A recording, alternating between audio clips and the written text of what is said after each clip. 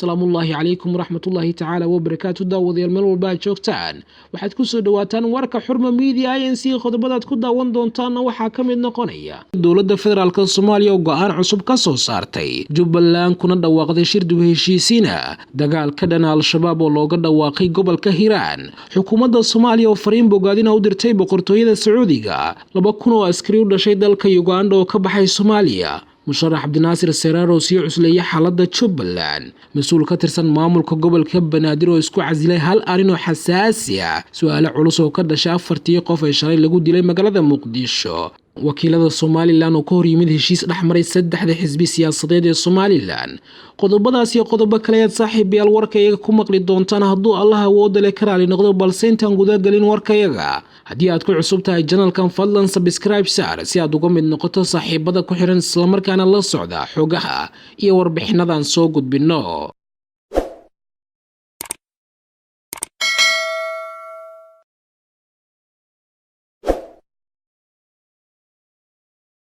hagaag aan ku bilaabo dowladda federaalka ee Soomaaliya ayaa mar kale maanta go'aan cusub ka soo saartay doorashada Jubbaland xilli maanta halkaasi lagu doortay guddoon cusub oo yeelanaya baarlamaanka maamulkaasi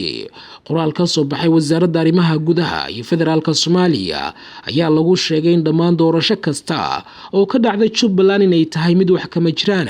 maadaama ay balmarsan tahay dastuurka federaalka iyo habraaca wasaaradda arrimaha gudaha wasaaradda ayaa sheegtay in laba sabab ay ku diidan tahay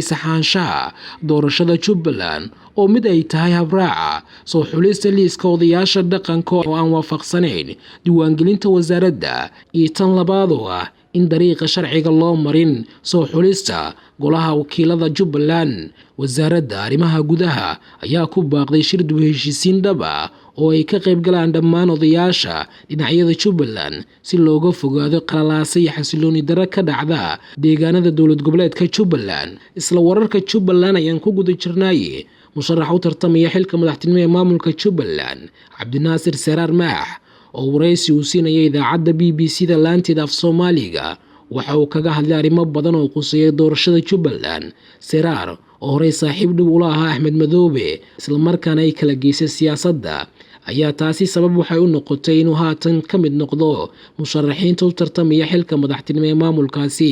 Cabdinaasir Seraar ayaa waxa uu sheegay inaysan aqoonsaneyn guddiga doorashada Jubbaland oo Axmed Madoobe magacaabay sida awgeedana wax walba ay sameeyaan ay ka soo horjeedaan waxa uu sheegay in hore ay u sheegeen qadiyada ay ka aaminsan yihiin guddigaasi oo ay yihiin kuwo mas'uul gaar ah u arkaan inuu naasnuujin u sameynayo Seraar ayaa ka mid ah tira xildhibaan oo ka soo horjeeda hanaanka doorashada Jubbaland uu qaban qaabiyay madaxweynaha tan waqtigiisu ilaaday Axmed Madoobe iyagoona mucaarad uu isagu ka mid yahay oo u tartamay xilka madaxtinimo ee maamulkaasi la baxeen golaha badbaadada Jubbaland ciidamo gaaraya 2,000 oo askari oo u dhashay dalka Uganda ayaa ka baxay Soomaaliya waxayna dib ugu laabteen dalkooda sida ay shaaciyeen saraakiisha Uganda ee Soomaaliya ciidamadan oo ka kala socday qaybta ilaalinta xafiisyada qaramada midoobay ee Soomaaliya iyo guutada 25aad ee ciidamada Uganda ee Soomaaliya ayaa dib ugu laabtay dalkooda kadib markii ay dhameysteen howlihii ay u joogeen Soomaaliya askartan ayaa waxay kala hayeen 529 askari oo ka mid ahaa ciidamada qaramada midoobay iyo 1406 askari oo ka mid ahaa guutada 25aad ee ciidamada Uganda ayaa gaaray dalkooda taliyaha guud ee ciidamada Uganda David oo ciidamadaas la hadlayay waxa uu sheegay in Soomaaliya oo nabad noqotay ay la mid tahay Afrika oo nabad noqotay General Muhoozi ayaa sheegay in Soomaaliya ay la mid tahay dalalka Afrika waxa ku dhacayna ay dal kasta oo ka mid ah Afrika ku dhici karaan hadda waxaan tira koobayna guulaha laga gaaray Soomaaliya ee aad idinka horseedka ka tihiin idinka horeeyay iyo kuwa hadda ku jira ayuu yiri General Muhoozi ciidamadan oo gaaraya 2,000 oo askari ayaa la siiyay fasax 45 cisho oo ay la soo qaadanayaan reerahooda dowladda Uganda ayaa dhowr toddobaad ka hor ciidankii bedeli lahaa ciidamadaas waxay u soo dirtay Soomaaliya qayb waxa loo daabulo gobolka Shabeellaha Hoose halka qaybta kalena ay la wareegeen xafiisyada qaramada midoobay ee Soomaaliya oo ay waardiye ka yihiin wasiirkii hore arrimaha dibadda Soomaaliya Yuusuf Garaad Cumar ayaa su'aalo ka keenay dilka 4 qof oo mid ka mid ay tahay haweeney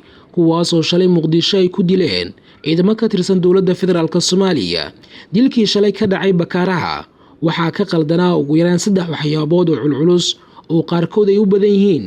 baaritaan booliiska dhexdiisa baaro oo uu hubiyo in faldambiyeed uu dhacay in kale midna uu noqon karo xog la dayacay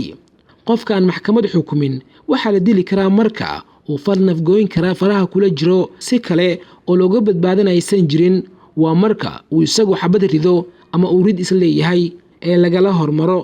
intaasi oo ruux oo qof dumar ay ku jirto ma u dhinteen si sharciga waafaqsan tan labaad waa xadgudub waana falxumo in mid dariiqa la dhigo haddana sawiro baraha bulshada lagu faafiyo dariiqii baraha bulshada waxaa labadaba jooga caruur iyo dad waaweyn oo aan xamili karin ama aan doonayn muuqaalka dad la dilay oo wadada la dhigay maahan dhaqan dowladeed tan saddexaad ma ahayn in magaciisa la sheego agaasimaha lagu tilmaamay in isaga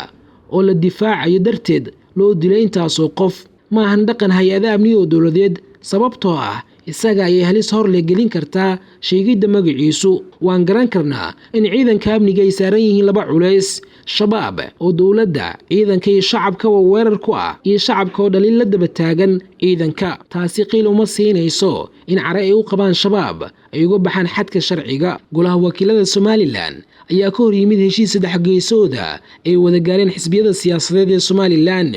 gudoomiyaha baarlamaanka Somaliland Baashi Maxamed Faarax ayaa maanta ku dhawaaqay in laga noqdo heshiiska hore ay u wada gaareen kaas oo ku aadanaa in la kordhiyo xubnaha uu ka kooban yahay guddiga doorashooyinka Somaliland oo ay xisbiyadu isla garteen in xubnaha guddiga laga dhigo 9 xubnood kuwaasoo hadda ah 7 xubnood wuxuu gudoomiyaha isla maanta ku dhawaaqay in fasax 45 cisho ah ay galeen xildhibaanada baarlamaanka Somaliland dhanka kale guddiga doorashada Somaliland ayaa dhawaan waxay soo codsadeen in loo sameeyo muddo kordhin taas oo ay sabab uga dhigeen inaysan qaban karin doorashada waqtiga loogu talagalay waqtiga ku yar awgiisa waana markii 6aad oo ay dalbanayaan muddo kordhin kulan looga hadlayay amniga deegaanada gobolka Hiiraan ayaa waxa magaalada Beledweyne ku yeeshay gudoomiyaha gobolka Hiiraan Cali Maxamed Caraale saraakiisha ciidanka dowladda Soomaaliya iyo kuwa midowga Afrika AMISOM kulankan ayaa intii uu soconayay waxa lagu gorfeeyay sidii